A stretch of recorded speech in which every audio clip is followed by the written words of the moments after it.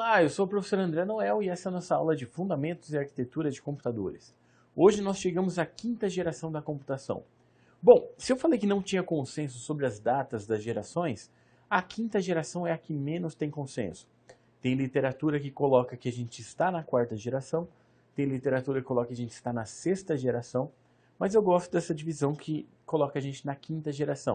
A quinta geração seria de 1991 até os dias atuais. Lá no futuro, daqui muitos anos, a gente vai conseguir fazer uma divisão melhor. Tem gente que diz que teve um boom da mobilidade que já dividiu para a sexta geração. Tem gente que coloca a internet das coisas como uma divisão para a sexta geração.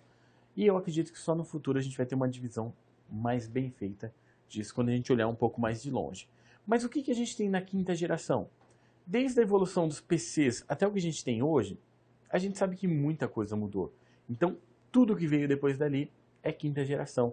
E é muita história para contar. E muita história está sendo escrita. Então, a gente vai ver só por alto algumas coisas. Como assim? Bom, primeiro, os circuitos integrados. Eles passaram do VLSI para ULSI, que é o quê? Uma integração em ultra larga escala, ou uma escala ultra grande.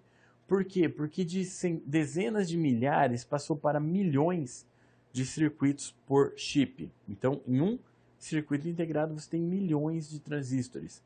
Isso é um pouco difícil do nosso cérebro entender, como tem milhões de transistores num circuito tão pequeno. Mas tem. A gente vê que os próprios processadores evoluíram muito com isso. Então, a gente tem aquelas bolachinhas com um monte de pininho que tem muitos circuitos ali dentro.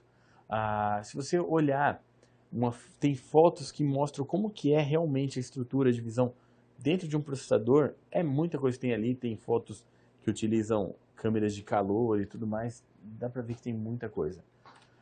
Mas o que a gente vai ver? Bom, a quinta geração então começou com a evolução ali dos computadores. Eles passaram para uma nova etapa. A gente teve ali o que a gente conheceu bem de Windows 3.1, passou para o Windows 3.11, para o 95, que foi lançado em 95, já interfaces mais amigáveis, coloridas e tudo mais. E a gente teve a evolução nos computadores da Apple também.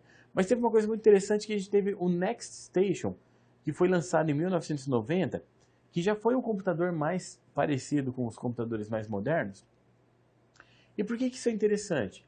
Lembra da Next, que eu falei para vocês que o Steve Jobs lançou? A Next foi evoluindo e surgiu com esse Next Station.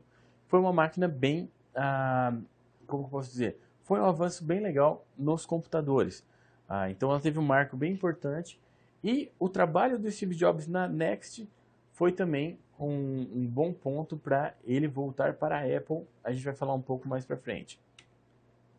Em 1991 foi o lançamento da World Wide Web, que é a web que a gente conhece hoje, que é aquela comunicação entre páginas, hiperlinks e tudo mais, que possibilitou toda essa gama de sistema web que a gente tem hoje. Também o Linux surgiu em 1991, baseado no sistema Unix, certo que o Unix é bem mais antigo, mas o Linux também é uma base boa para servidores da internet. Ele também surgiu em 91. Na área de mobilidade, a gente teve um avanço muito grande. Laptops, palmtops, netbooks, tablets, smartphones, smartwatches. Então a gente teve essa busca por mobilidade e a gente vê os dispositivos cada vez mais móveis. Na parte de armazenamento também, os HDs evoluíram, os disquetes passaram para CDs, DVDs, Blu-rays, etc. Temos pendrives, temos cartões de memória. Muito foi evoluído nessa área de armazenamento. A área de internet evoluiu muito. A gente passou pela internet de escada na década de 90, para DSL, rádio, fibra ótica. Então, teve muita evolução na quinta geração. Mas, em 2007, a gente teve esse grande marco que foi a criação dos smartphones. Essa foto é a foto do lançamento do iPhone, que foi o primeiro smartphone com essa cara. Como que funcionou a história do Steve Jobs? Ele estava na Next, ele criou a Next, e a Next foi comprada pela Apple, até como uma forma de trazer de volta o Steve Jobs. E ele foi importante para o lançamento, não sei se vocês lembram dos iPods. iPod, veio o iPod Touch, vários iPods diferentes.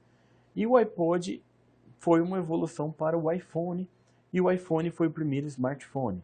Pouco depois teve o Android, que era um sistema da Google similar. Tiveram outros sistemas também que vieram. Hoje a gente tem muito Android e iPhone, e aí a gente tem os smartphones, os tablets que mudaram completamente a vida das pessoas. Se você analisar a sua vida, você depende muito de aplicativos móveis hoje em dia, certo?